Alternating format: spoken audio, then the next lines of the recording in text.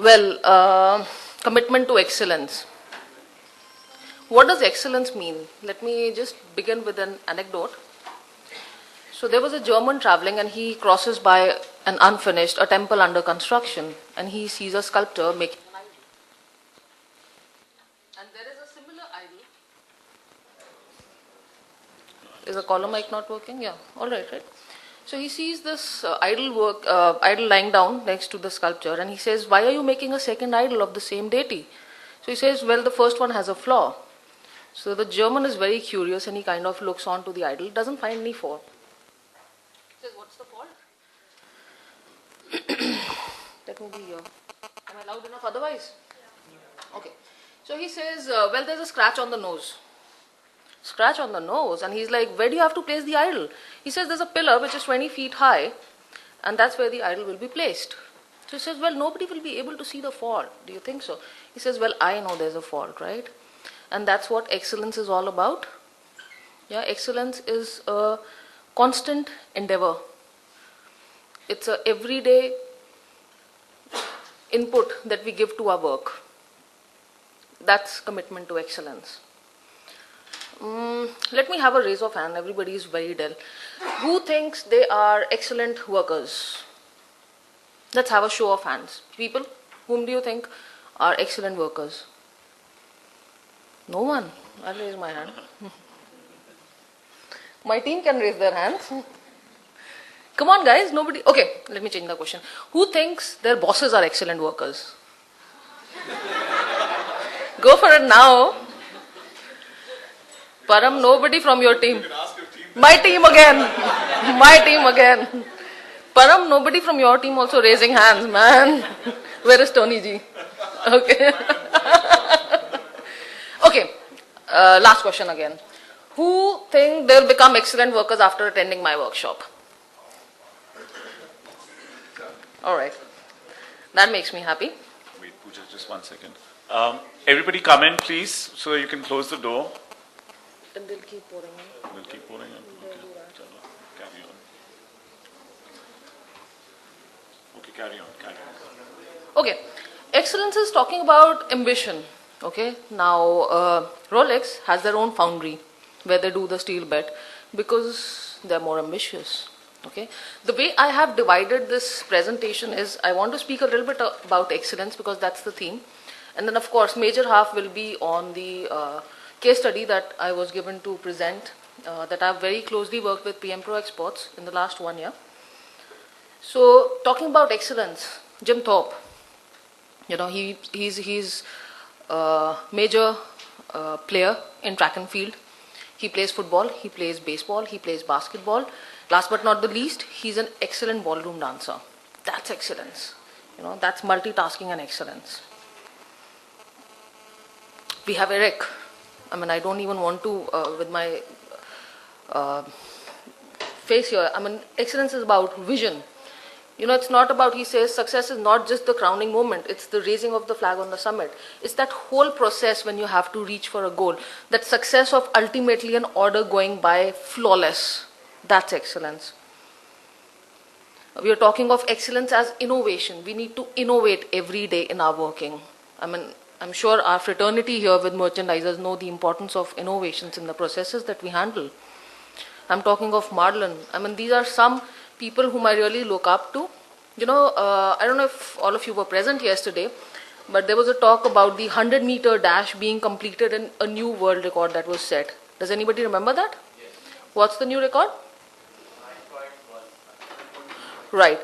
Marlon, with his foot made of titanium, did it in about 10.1. The earlier record was 11. So that's the kind of excellence I'm talking of, right? He's an amputee, but he's still done that job. Going on to the main portion of the case study with PM Pro. Last year I talked up until diagnosis, so I'll run through that part because there'll be people who will be joining in new. And I want to start by telling you what a very famous person who founded the London School of Economics, George Bernard Shaw, mentioned. He said, "I've noticed a thought deficit." What is a thought deficit? Let's make it interactive, guys. It's perfectly fine. What is a thought deficit? People don't think.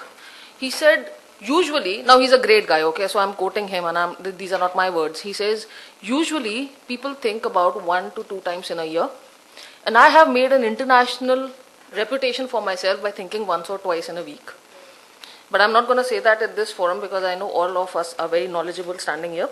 Let me start with another knowledgeable person, with due credit to Tony ji, not being around. And what does he say?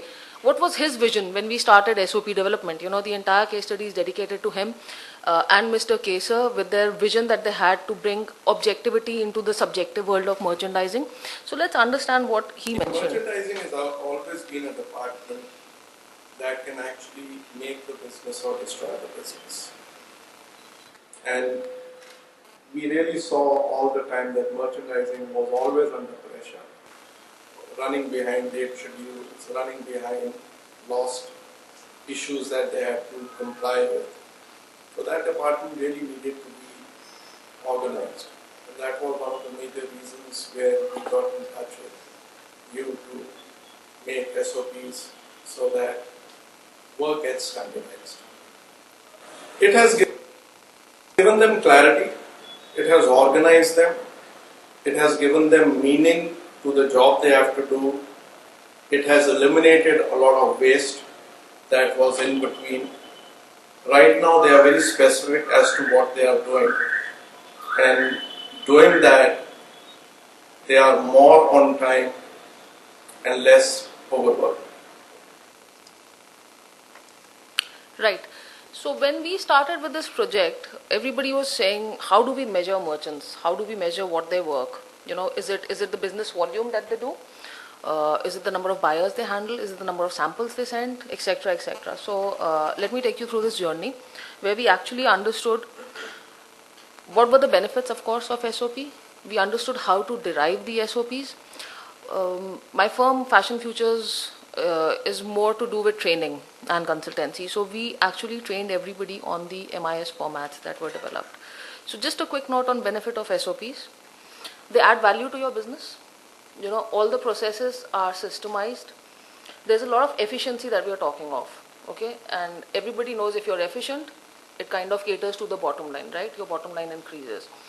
We are looking forward to having reliability, which is a very big word. So each process is being done in the similar manner. And there is, like we talk of production, right? We hit a target after 3 to 4 days, we say, okay, 2 to 3 days by now, or maybe the 4th hour people are talking about the output. So we are talking of a reliability that a buyer gets, that yes, my order will get processed through in a very, a different manner with excellence. We're talking of a healthy and safe environment. We're talking of actually having a roadmap, right, which focuses on problem solving. I need to somehow analyze, and I firmly believe in this when I say that if my lab dip is getting rejected, how many times is it getting rejected? Is it the same buyer, same mill? What is the permutation combination I'm talking of?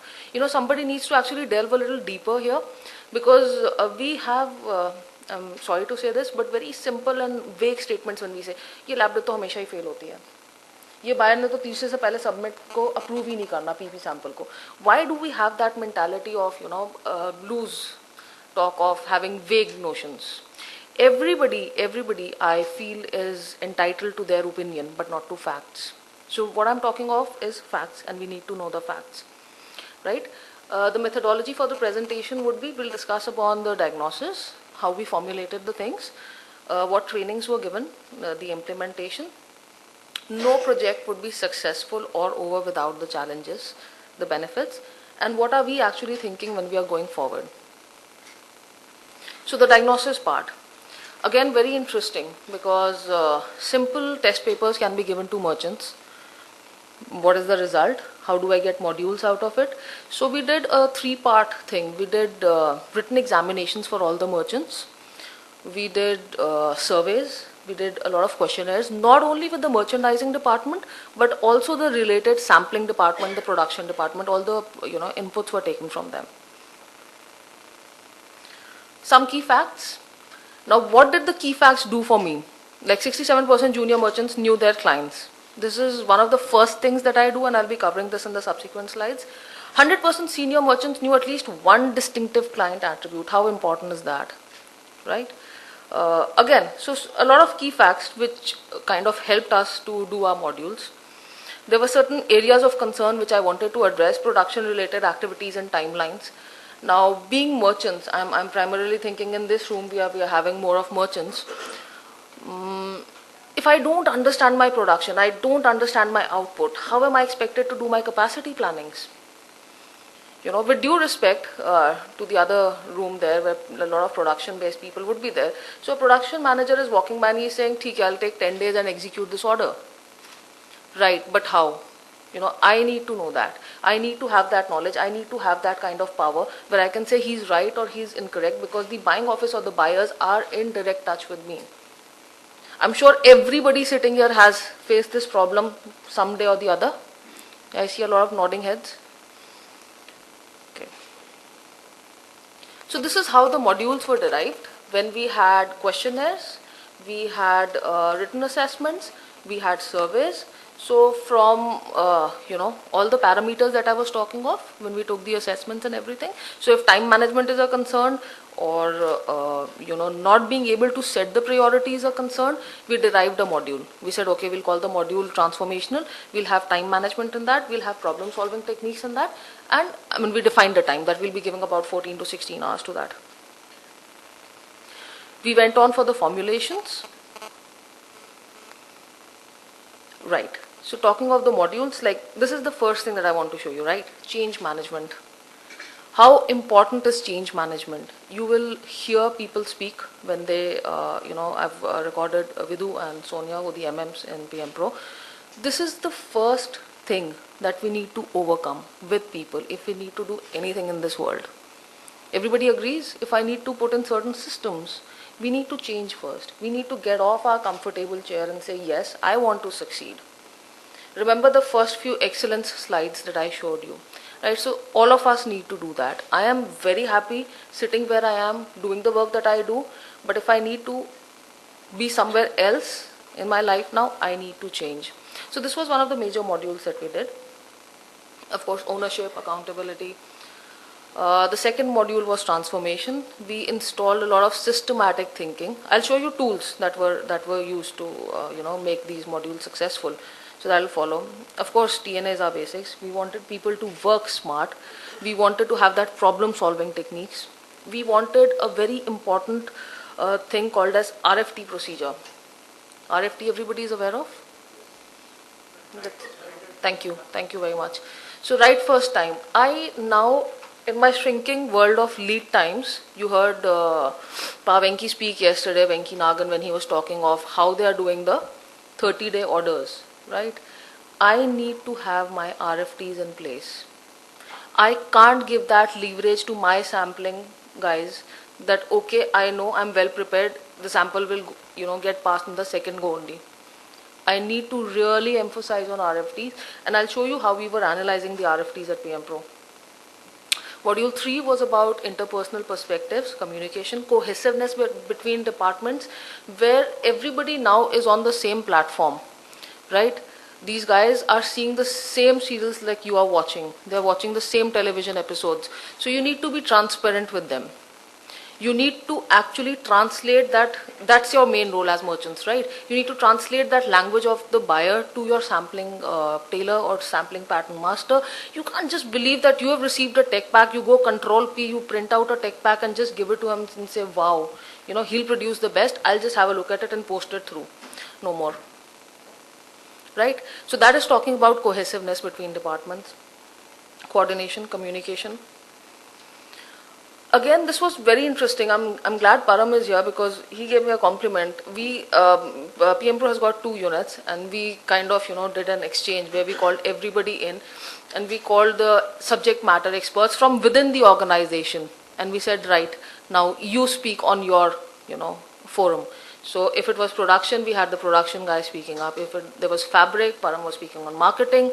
So we had that kind of interpersonal thing between the factories. We kind of gave them a platform that you should do it more often. Because, okay, as a consultant, I can give you certain inputs. But I'm sure everybody is aware in your own factories, you have got such a lot of talent. your own fabric managers, your own production guys, your own IT people. Why not give them some forums where they come up and present and make all of us knowledgeable, right? Okay. Let's see what people had to say about change. Change has been very positive, and I would also like to say it has been very enterprising.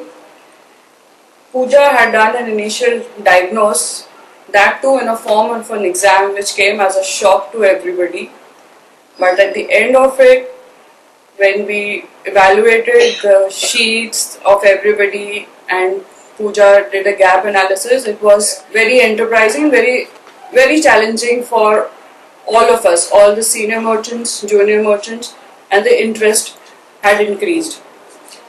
With various sessions conducted by Pooja for different levels, keeping into mind fabrics, samples, record keeping.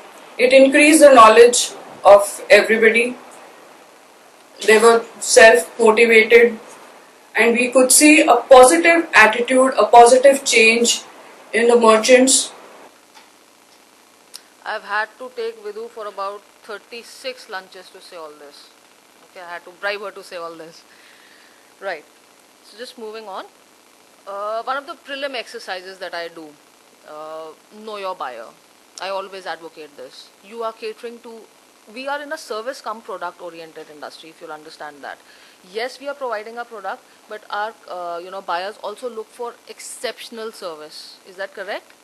So if we don't know our buyer in the true sense of knowing the buyer, and not only the buyer who's supplying to the end of the supply chain management, but also know your consumer, if I may use that term, okay, buyer and consumer. So this is one of the first things that I did, which was give them an assignment, and they prepared their slides. It also helped us later when we were doing these the SOPs, the actual SOPs. So anybody now who's entering the factory will actually have a presentation to see. Right, this is my brand, these are the competitors, external and internal, this is what the buyer demands, these are the protocols, blah blah blah.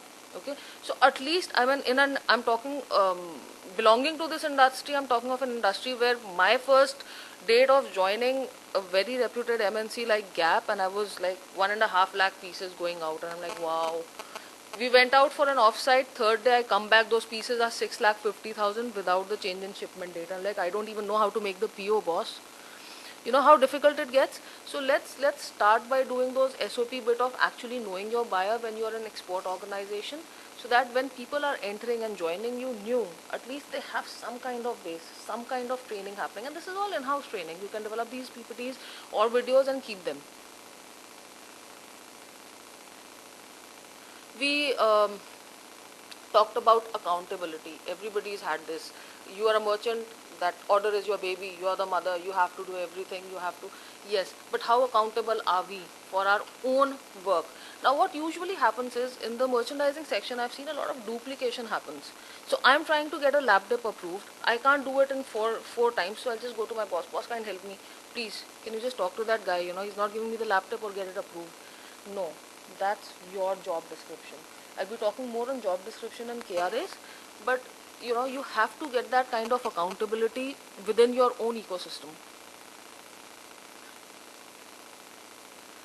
Time and action. Einstein was a great guy. He says everything should be made as simple as possible, but not simpler. Right? We started assigning scores to time and action calendar. We started evaluating merchants. We started doing departmental evaluations with the merchants, so that if I see a negative on my graph, I can actually kind of understand which department got me into that fix, right? Because neither am I stitching, neither am I finishing, neither am I getting the fabric, like really, I'm just giving the quality and etc. So which department is pulling me down? So we worked a lot on this. We started with simplifying the structures in the organization. So we had to actually, like I said, I wanted to get away with that duplication of work. So if this was the existing structure, we studied it and we said, okay, we proposed a new merchandising structure to PM Pro. we did the job description, like I said, and the key responsibility areas. Now, might sound strange. Until date, believe you me, people ask me, Pooja ma'am, what are merchants supposed to do? What are you supposed to do? Who's a merchant? Go for it. You want to answer? Who's a merchant? You don't want to answer. Someone here, lady in black. You said you want to answer. Who's a merchant? Wow. I know that I'm a merchant, yeah.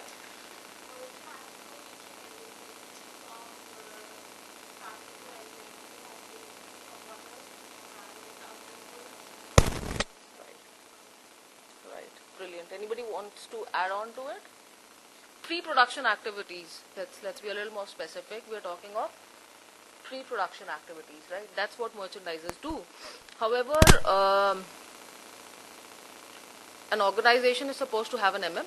An organization is also supposed to have a senior merchant. An organization is also supposed to have a merchant, and that merchant is also supposed to have some junior merchants. The junior merchants are also supposed to have some sampling assistants. So then what does the merchant do? The merchant has to do everything. Okay. See, sorry. Yes, coordinate. Yeah. My intention of asking this was only how we can actually put it in black and white. That's what I say, job description. I know this is a slightly text heavy slide, but just to give you a brief overview.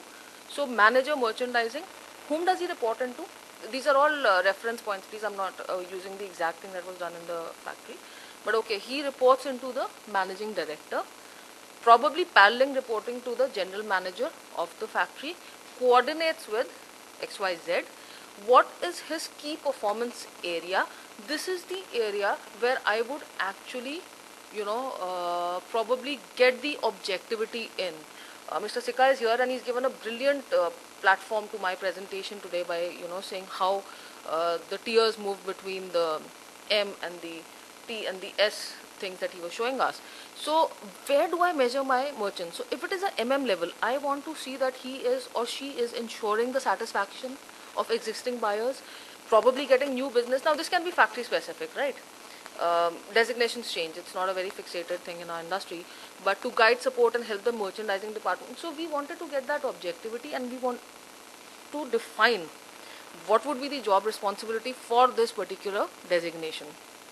So if that was MM, we have a merchandiser. The activities would be different. I want to avoid duplication of work. Is that fair enough? Yeah? Okay. Key performance indicator. Now having successfully divided the responsibility areas, if I know how to measure, when to measure, I am in a better position to note, right? Who's performing how? Remember I started with this question, how do we perform? So we wanted to have certain key performance indicators, some performance measurement tools, right? To actually gauge the efficiency of the merchandisers. We started working on the RFT procedures. So I'm now introducing the tools that were used. We said RFT. Okay, everybody is submitting lab dips. Can we define a time in which your lab dip is supposed to go out? Can I have some people speak up actually? What does your factory define a time as for lab dips? 1 week, okay. Anybody else? 3 to 4 days. Anybody else? Okay, 1 day. This is my newfound wisdom. Just yesterday, day before yesterday, when I was speaking to Tony ji, and he says, Pooja, the actual process of lab dip is how many? What is half? Some hours. Okay, hours. Yeah. Yeah, I mean, I was told it's between 12 to 14 hours on the higher side if you're doing that. So why do we need that kind of time? 1 week? That too I know first go mein approve nahi hona hai. Second lab dip aani hai. That is the kind of mindset we have got. So what will we educate the others? Okay, so first what we did was, if you see here, there were certain marks allocated for submit marks, right? So if you're doing it within 3 days, which was the parameter set, so you will get particular score, and if it is a right first time, you will get a particular score. Are you with me? So if I made 16 submits, out of which 5 were timely submits, that is within 3 days. Now your organization can have 4 days or whatever. This is a plain Excel formula worked out chart, but you can have 16 submits. I need to understand how many were made timely, okay, and how many were right first time, because this is where the world is going, right first time. If I'll have to cater to a 30-day order, lead time of 30 days, I cannot have 3 submits for laptop, believe me, not for fabric. In agreement? Okay. But do I do this analysis usually? No. Yes, I do record that I'm sending out the lab dips, but do I actually understand that how many are going within the well strip? See, it's not you, please understand. Because we are the soul, we are the coordinators for all these departments. I need to understand when a process is taking 12 hours, I'm literate enough to ask this question. Why are we taking 1 week? I have certain factories who are doing their repeats and chases in 11 days. Can you give 1 week out of those 11 days for a lab dip production? You can't. You cannot now afford to do that. Okay, similarly, there was a PP RFT chart. So how many pre-production samples were sent? How many were submitted well within the time frame? Yes, of course, there is a parameter here that we could have divided the heavily embellished garments versus the normal production that is happening, so etc. But then again, how many were RFTs? Am I targeting towards right first time in PP samples? Time management, very important. Now, I don't want to know how many of you go back on time, because I've heard a lot of people have started going back on time, and I'm really pleased about it. But everybody wants to have a life, right? And how can we do that if we don't set our priorities correctly, if we don't follow the TNAs correctly? How can we actually expect that all our orders will be in place? Kesarji says this, if you walk in late, he'll say your order will never go on time. So you're like, even if you walk in late for a seminar or anything, he's very particular about it. Let's hear what. Because of the job description, all this, like everything has come into a streamlining. Earlier there was not a job description, which Pooja helped us that we should make a job profile for all the merchants, being it a senior, even MM, as well as the juniors. So they should know what specific areas they should cover and what specific area they're not supposed to cover. And the thing was happening that earlier it was an overlapping of jobs. Like one person is doing, the other person was also doing the same thing. Now, being it is job described properly, everybody is doing their things, whatever is required. Tell me, what are the 3 hardest words to say in English? Hi, Vidu. What are the 3 hardest words to say in English?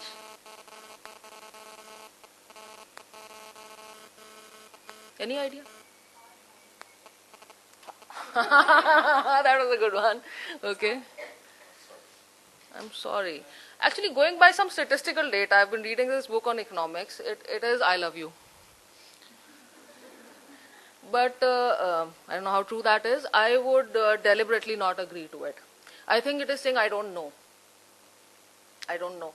Because probably the cost of saying I don't know, is more for that particular individual than the loss that the whole situation will get him into. Right? Again, like she said, job descriptions, going back. How did we capture the time bandits? We understood. These were all practical training sessions that we have had with the firm. And we said, okay, let's have the simple tools of having the task allocated, but also dividing it into urgent and important matrices. To have your to-do list. I'm in love with my to-do list. All of you are making your to-do lists, are you? Yes? Okay. Everybody is making their to-do list. I have certain people I want to look at and I'm not looking at them, okay? Right. Okay. TNA, I told you I'll be showing you this module where we actually started giving scores to the TNA. Now what is happening is, this was done by my friend Swapnil in my team. We have an expected date. right? These were all pre-calculated formulas that we had put in. So we needed to enter the PO receive date and the delivery date. So you get a lead time of, let's say, 75 days, as the example here is. And all the dates would follow. So it's on an Excel chart, all the dates would follow. Now what I need to do is, I need to put in an actual completion date.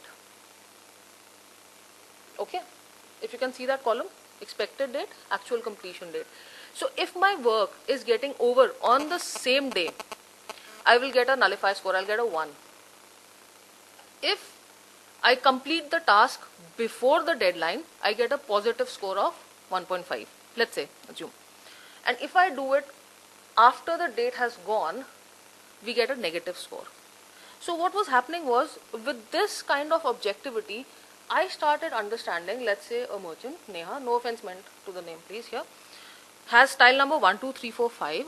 What is the average that she's gained? And suddenly she'll see style 5. My God, I'm like at a minus 6%. Okay, because now you can actually objectify the whole thing. So you're like, okay, it's just going back here. Now she will understand what was taking more time. Was it the pattern completion that got me that negative score?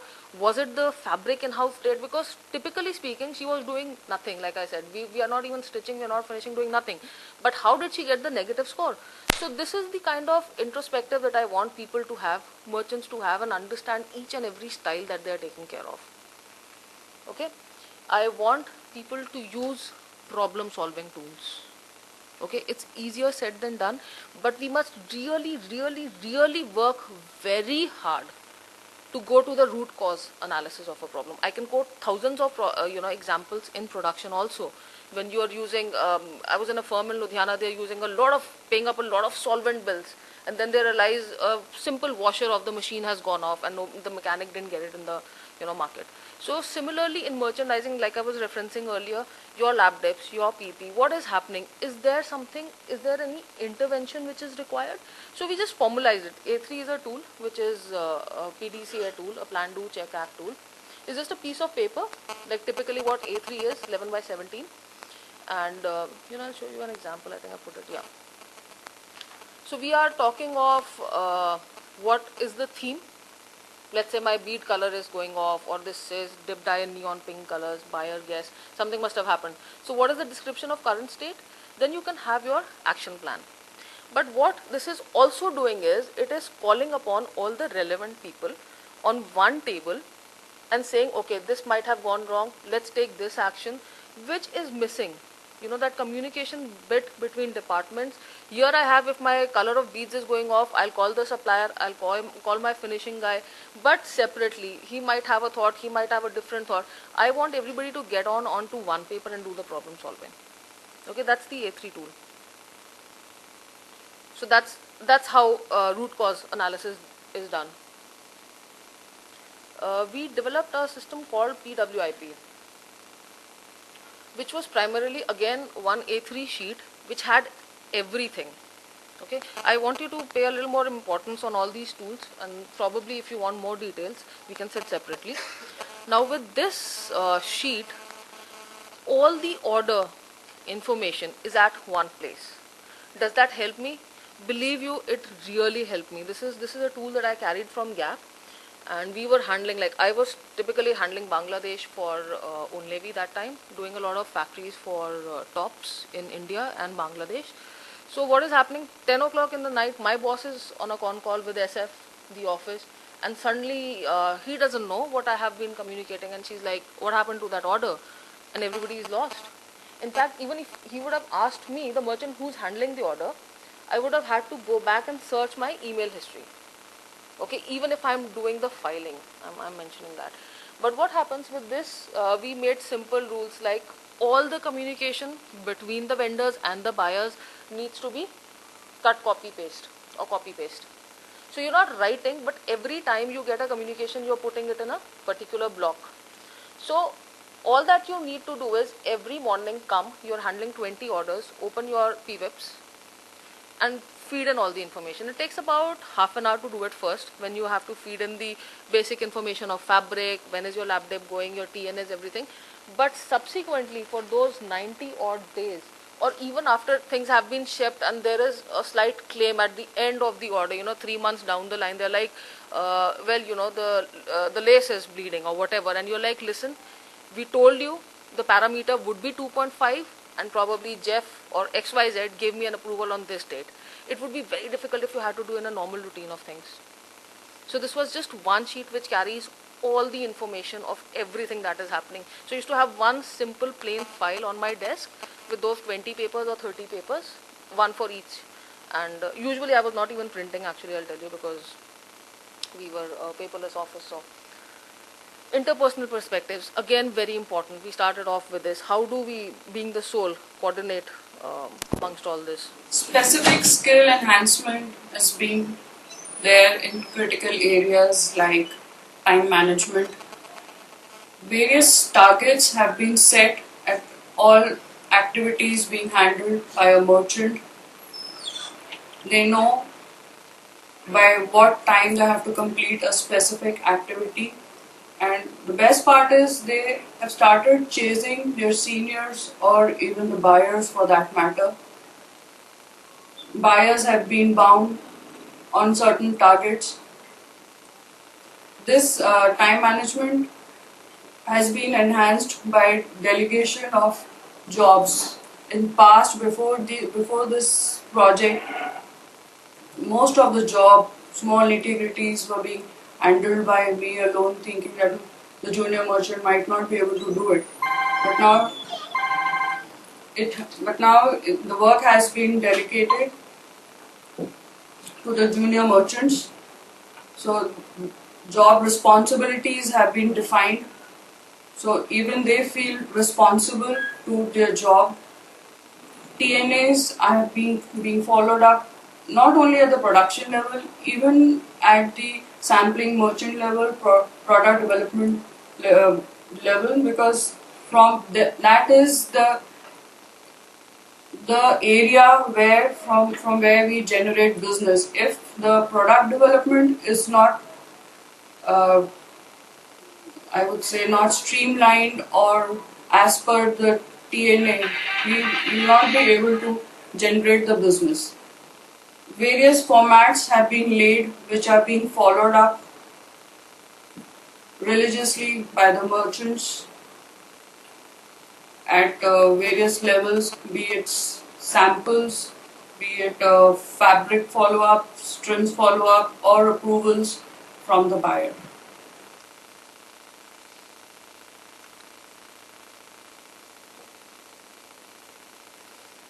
I rest my case. We always feel we have done our best for communication. However, we need to do much more. We have had instances, not in this particular case, but I've visited factories and I've assessed a lot of merchants. Again, with a lot of due respect, a lot of merchants don't even know how to communicate properly in English. That was a major challenge for me. Major challenge. What do you do about it?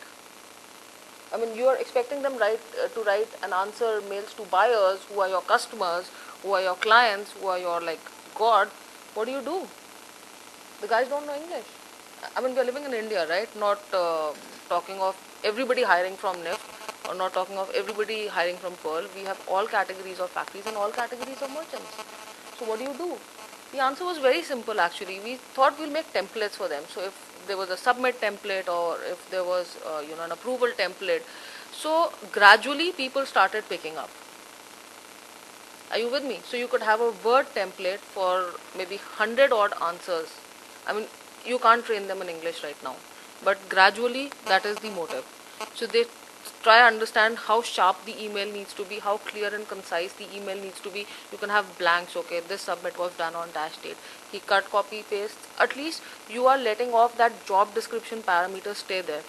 So if the job description of an assistant merchant was that he will intimate the buyer with an email of a submit, he will do that. Otherwise, what will happen? Probably the senior will be doing the same thing. Again, we don't want that duplication. Okay. Some other tools that I want to show you, and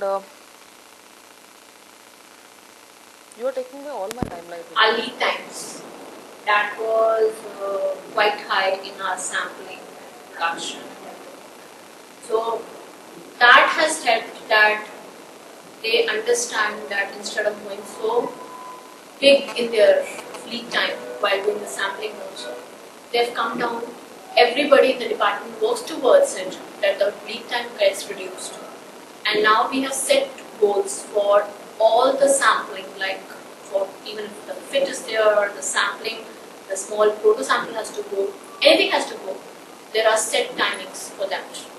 Work efficiency, yes, it has improved a lot. Reason being, if we are systemized, then definitely the things are going to be improved a lot. So when we have implemented this SOPs, all the work efficiency of people have increased because it has everything is like being measured properly, and then the efficiency and as well as the lead time, when lead time is decreasing, the efficiency has increased.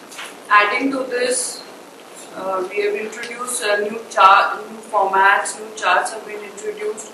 They have been recorded daily, they have been evaluated and updated daily. So that checkpoint is there on the people to to keep track of their lead time. That has become better. Then problem solving. The issues used to lie on desk for about a week, 10 days. Now they know, everybody knows that it has to be solved within 24 hours rather than keeping it late. You know, the important thing here is understanding that yes, they are saying that formats have been implemented, but please don't miss out on the analysis bit. PM Pro with the systems is very strong with regards to weekly meetings. So now when you're sitting for a meeting, you have a paper in your hand. You remember the RFT charts that I was showing. So how many went in time? What went wrong? So the entire team is there and they are actually discussing about it. Are you with me? Data collection is good. If I know how to do it, brilliant. If I know where to use it, even more brilliant. Right? And if I can actually kind of use it to stop the reoccurrence of faults, that's it. I don't need anything else. Day-to-day working, I would say it's more systematic now. More people are more efficient. For example, like our sample turnaround time was like quite a big, and people didn't have any formats or something like that to analyze their way of working. So Fashion Future has given us a customized MIS reports, which has helped us out in dedicating the priorities and as well as cutting short on our sample dates. Also, it has become more faster process due to clarity of everything. So if there is a clarity on things and everything comes on a proper road. Right, so some of the tools that we used was, we started doing sampling priority programs. So it was not the matter of now who knows the master howsoever well, it is the priority. I mean, it's not that मैंने चाय P ली शाम को master जी से तो मेरे sample पहले निकल आएंगे. You know how it works. So we wanted to give it priorities. We also wanted to ensure that all kinds of trims and etc. whatever is required for that sample is being with him. We can't expect that guy to manufacture without having a zipper or the label, so it gets stuck at the end. So all those were done. We worked on sampling evaluation. Everybody does that. It's not new. But what the new thing that we did was we actually divided the roles. If you see, we said QA remarks. We said what will the master write on. So everybody was made accountable. Okay, and the final, of course, the horse was being held by the merchants who would see the aesthetics and any call outs for the buyer and then sign off the final status with pass and fail. We started, this was a major requirement for PM Pro, we worked on their sampling planning. So again, a lot of people are not doing their SAM analysis during sampling. Even if they are doing it, they are just measuring when the work is being done. We wanted to have a platform where you could actually understand what are my sampling tailors doing, till what time, which style is being handled by which merchant, and which tailor, so that I could have a closer follow-up. Okay. We did some standardization. So if buyers had different kind of swatch cards, we said, okay, no, we want one particular swatch card being placed with all the information typed out. You know how these things make a lot of impact to the buyers. Believe me when I say that, having worked with very closely as a buyer and as an agent, it makes a lot of difference in the kind of impact that I get. If a company is submitting me swatches randomly written within the without mentioning the quality, at the end of the day I am writing the quality. I don't want that factory on board with me. Okay. So we did a lot of standardizations for approval of trims, swatch cards. We did something fairly simple. You know how operators are recruited? Any idea? Absolutely right. There's a test that they have to do. Yeah, they probably make a collar if you are talking of northern side of India, or sleeve placket. Okay, so I mean at operator level we have certain tests. Why not at a merchant level? Why not have certain written parameters when we are taking up a person? Okay, because I know, right, my requirement right now is for a junior merchant, so I'll have that kind of a paper going in. Okay, not only that, if you see this portion where it says result compilation, I said name, experience, qualification, whatever, previous salary, etc. I wanted personality, I wanted attitude. If he's or she's a junior, makes a lot of difference actually at all levels. What is the score that they get for the written test? What is the grade? Again, very important, what is the training need? I am not going to get a perfect cutout merchant for my position in the factory. Okay, I need a associate merchant, so here, boom, you take 5 interviews and out of that you get 2. No, I wanted to understand, if I am hiring a guy, does he or she have certain training needs that can be taken care of, so that I'm already aware of it. And then we said we will do a formal induction. Okay, in all the departments we assigned people who will do the induction. We assigned the number of days that that induction will take place, and very important, extremely important, I wanted to have a progress review in place. So if it was after a month, if somebody has joined us, I want to know what is the positive, what is the negative. I wanted to say what are your positive signs, what are your improvement areas, 3 important focus points. As a senior, it is my responsibility to kind of guide my junior, right? So I wanted to tell them 3 important focus points. Any remarks? What is the final status? Repeat this after 3 months, repeat this after 6 months, repeat this after a year. You have to guide them. We have to develop smart merchants. Okay? So, and also of course, in case if anybody was planning to leave, as Mr. Rajat was also mentioning, we need to know why they are leaving. Very important. I mean, equally important as hiring a person. Did the project take off in one go? No. We had to go back. Once everything was installed, once everything was trained on, implemented, we had actually, when we were designing the project with Tony ji and Kesar ji, we had put space for going back, for retraining, for going back for an audit. So we did go back and we understood if, there were some tasks assigned, how many were done and how many were not done. So we kind of did that audit. Again, something very interesting. We categorize the tasks. Can I have a very sincere attention on this slide, please? We actually categorize the tasks of a merchant style wise. You could be handling 10 to 20 styles, any number of styles. We gave them scores. Okay, so if it is a fabric leftover, let's say, right? If you have a 0% fabric leftover, you score 100%. If it is plus minus 5%, you score less. Okay, if it is a TNA, it had to be done. If it's done, you get 100%. If it's not done, you get a 0%. Right? So we made all these categories to get the scoring details. It's actually in alignment with what Mr. Rajat was speaking earlier. Slightly more objective, I would say here. With again due regards, maybe I'm not that into the system.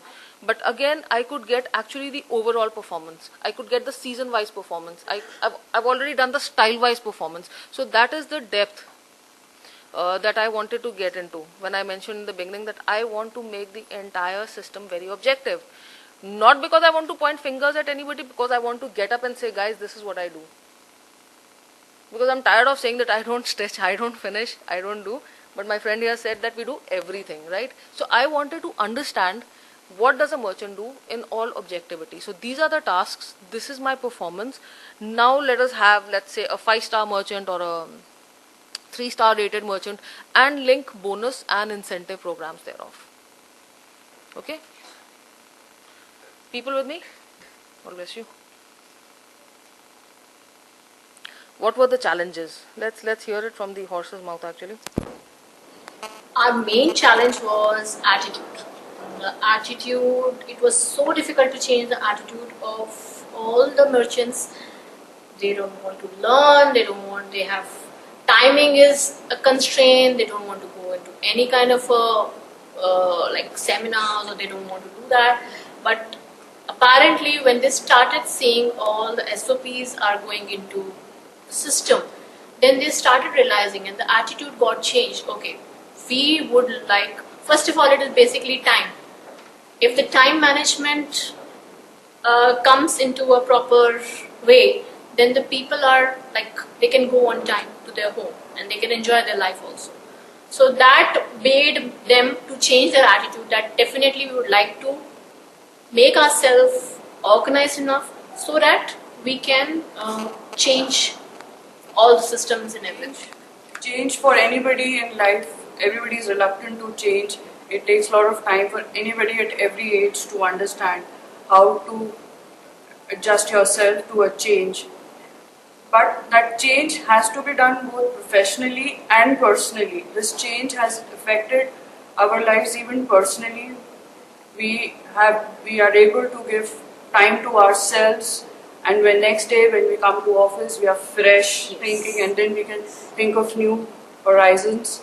Most important was that to adapt to this change and bring it into our system, it was more important for everybody to believe in the system, that this system is going to take us forward. We on the top level, first we had to believe in the system, understand the importance of it in today's world. We believed in the system, we made our team believe in it and grow further with the change. So that's how important it is, We've had our own challenges. First 6 months, I've had training sessions, merchants not walking in on time. We don't have time. आज buyer है, आज बहुत सारा काम है, आज 3 shipment है, कल वाली shipment खुल गई. Familiar? But if this has to be done, it has to be done. We have to believe. Setting off SOPs is not an easy task. You need a full throttle approach there with the top management, starting right from the top management going down. You need to believe, like these guys were saying, these wonderful people here saying that we had to believe it ourselves. It was not that easy, believe me. The video shows it very nice, hunky-dory, but it was very difficult. We've had change management sessions, we've had fun workshops where we acted the most important movie on change management that is there. And but it was difficult and we had to overcome it. For me also it was very difficult because we were getting people to understand why is it important that they need to note every lab that is being sent, or every PP that is being sent, or every sampling evaluation sheet. Why do they need to check if the pattern master has written his comments or not? Because buddy, I believe that probably you are not technical enough to understand what went wrong with the pattern, and the sample will get rejected because of that notch or that seam. So I need you to understand that. And then I want your side coming through where you given callouts and aesthetics, etc.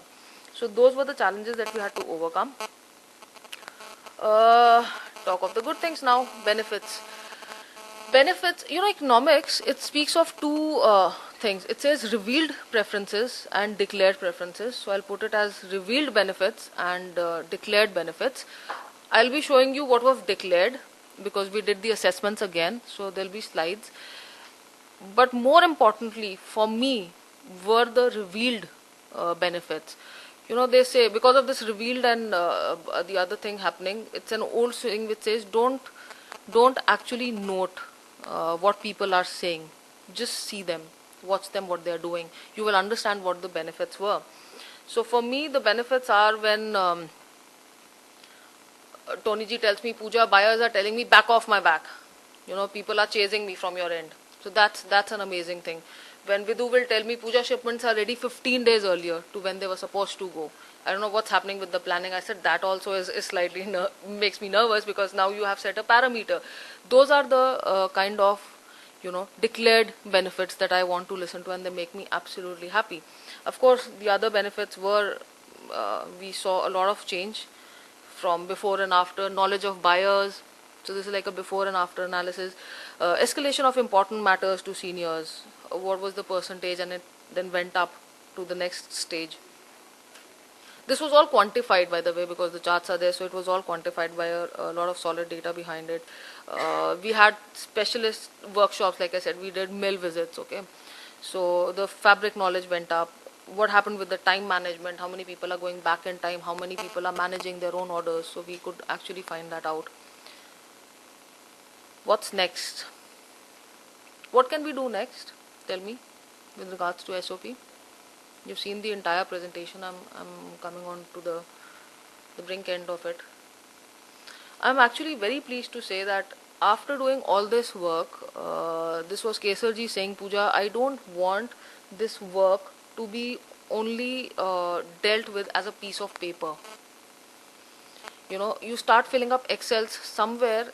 Because I was there, 6 months we were doing it. First 6 months we were not doing it. The next 6 months we are doing it. But somewhere it will get lost. So we tried and we did an amalgamation. We said, okay, what are the existing applications, the software applications that you have? And we kind of brought these two things together. So that was one. The other good thing was I have just now started involving myself with the same kind of procedures in the hardcore creative designing team. By this buyer, so what is the business turnover that this buyer is giving me? Should I drop the buyer? Nobody asked that question. Okay, can I drop this buyer because he's treating me like a sample making factory? But we haven't done that analysis. I don't know that answer. So this is what is happening in the future. You need to standardize all the work that you're doing if you really need to grow. If people keep coming into the company with their own thinking and you cannot standardize it, you cannot guarantee a standard product to a customer. So growth cannot come without standardization. I think change is something people feel very uncomfortable with. People are very used to the way they've been working, and that really becomes their handwriting. And they're very comfortable even if it is a misery. That misery doesn't bother them anymore. So the top management had to speak to the people again and again and show them the difference. And it was the moment they started doing things differently and they started seeing the change to their advantage, things just took off. See, the business model is changing and it's going to change very fast. Today we are talking about customer wanting goods in 45 to 60 days. 10 years down the line, it could be 30 days. You don't change, you perish. The handwriting is on the wall. We are going to continue. It is going to be an ongoing process from where we are today. We've already started working on where we want to be next year, and it will just keep going up scale. So that was Tony ji talking about change and what he wants to do next. Can I now request everybody to stand up, please, for a minute? Because I remember the first thing that I had said, that we all want to be excellent workers. So can I request you to all stand up, please? Just give a nice high five to the person on your right and say you're excellent. The workshop is over, so you just say you're excellent. Am I on your right? Am I on your right? I need to come here. Come on, give a high five, man. Just say you're excellent. Okay, give a round of applause for yourselves, because this is what the SOP workshop has done.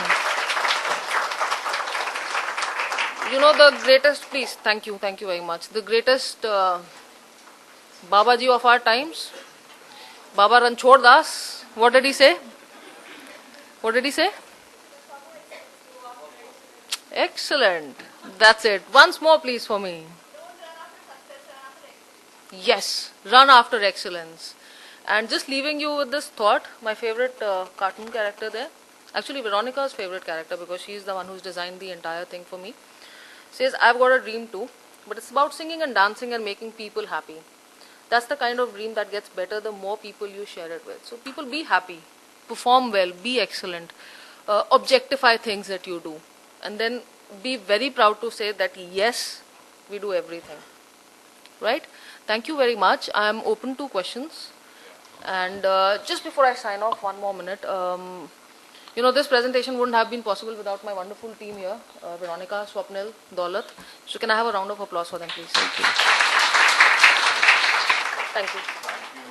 Pooja, I'll open the floor to questions. One question I have before I open it.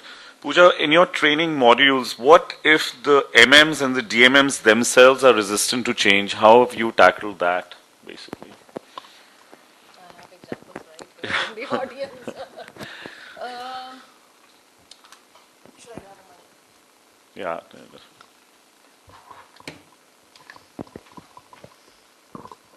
Give me a moment, please. Sorry. Right. Relevant question. Thank you very much. And always happens. Like I said, we are all living in India. We have got our things. The major challenge here is to overcome the fact that this is for your benefit. Once that is shown, it's like going back to the operator level, because I deal a lot of with the SMO training also. So once you convince the top level that this is going to yield you good results, and you can monitor, and it all falls into place when we started talking about job descriptions. So in fact, with PM Pro, because I'm open to the case study here, we had the MMs and the DMMs doing PP sample checks and chasing the sampling room. So when I started training, I asked them, what are the 3 things that you don't want to do? And what are the 3 things that you want your juniors now to do? So that's where we started. Now suddenly, just imagine I am a MM and I'm like, every day my major task is, which was classified as making sure that the PP samples are good enough. And then I'm writing that I don't want to check the PP samples. Fair enough. At a MM level, I don't want you checking PP samples. And this thing goes away from my hand. There's a lot of delegation. And the other side, where the merchant who needs to take up the PP sample checking is also being trained. So that was a very positive thing. They kind of got handle of, okay, this is what we want to do. When we were doing Know Your Buyer's assignment, I insisted that they prepare a presentation for me with a marketing plan. And not a lot of people in the manufacturing setup here with us, dream of traveling to US. Only the owners are traveling. Why? If you are at such a senior level, why can't you travel? Why can't you do the marketing? Because you don't know your facts, I'm sorry. Till then, the facts were not known. I didn't even know my buyer, so how would I know who the high street competition is for my own brand, the brand that I'm servicing to? Once that kind of knowledge seeps in, I know my level is different. So that kind of triggered. Any other questions, please? Observations, questions? Yes, please. We usually talk about delegation and other things. During your this case and project, did you find problems of insecurity within the people about while accepting delegating things to juniors and all? Absolutely. There's no doubt. But somewhere, like I said to the previous question here, I need to define a path. When I was doing that induction thing for any new person entering, and I said, okay, you will have 3 months down the line you will have a review, 6 months down the line you will have a review, 1 year down the line you will have a review. I don't know if you do that with your juniors, but if I don't know my career progression at a place where I'm spending 12 to 14 hours in a day, I'm clueless. I don't know. I mean, for us, like for my office, we usually don't meet up. We are always busy in factories. But we try and do our weekend meetings where we sit and we say, okay, this is where you are going. This is where it will take you. That career path. So that kind of settles the insecurity. I am not taking away your job or designation. I am giving you additional responsibility to make you grow to the next level. I think what you were saying, how they can proceed from S level to a M level, and from a M level to a S level and T level. So that's what we need to show them. But yes, practically yes, there are insecurities. Like very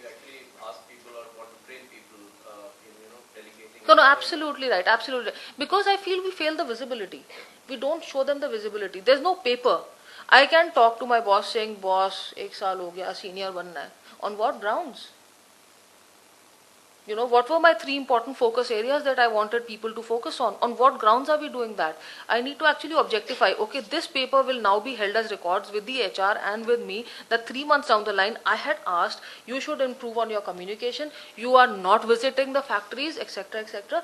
What percentage have you gone from where you were now, 3 months later or 6 months later? There need to be defined dates. So all that we need to do is, again, a very loosely used word is get objectivity into everything. Write it down. Thank you. Any other questions? Go ahead. You were telling about this timer action calendar and the score which you were Yeah. with the actual and the planned. Yeah. But merchandiser actually coordinate between different departments. Right. The responsibility segregate between different departments. Absolutely right. So I'm talking about PCD, plan purchase. If it is not happening or if it is happening, the credit should be given to the cutting manager also if he is doing on the time and he is Right. coordinating with the merchant. So how only concentrating on the merchandising department or giving score to the merchandising department can deeply integrate it in between all the departments? Like how you can practically implement it on a longer run if suppose other departments are not showing the responsibility toward your actual TN. Right. Brilliant question. Thank you so much again. Very well thought question. I would, the answer is, first of all, do I know what is happening currently? So the first thing was with the TNA with scores, it was to understand which department is letting me down. I was showing you that example of a merchant called Neha, and she suddenly sees style 5, she's a minus 6%. Now, as any human being, we don't want a bad report card. Is that right? So we don't want a bad report card. Now I've suddenly got a minus 6%. Let's see who got me those negative points. So then we went on to the departments. We haven't gone to the departments with regards to their KPIs. So probably the next step would be, okay, how integrated you are with the merchandising. Because typically speaking, like I said, merchandising, I'm coordinating. But right now it was to do a lot of fact finding, what is happening wrong, and the emphasis was on root cause. So to understand each style in that depth, because when I have my internal PPM, my PPM, there are like 2 PPMs by now, which every factory is happening, and then you have your weekly meetings. But okay, instead of just discussing the TNA or at this level, superficial level, let's delve a little deeper and understand which department is going wrong. Maybe they have practical problems. I'm not saying they don't have problems. Yeah. Yes, of course. The scoring should be aligned in the next phase probably to that department and to their KPIs. Absolutely right. Questions? Anyone? Okay. Thank you very much, Pooja, for your great presentation. Please, a round of applause for Pooja and her team. Thank you very much for attending.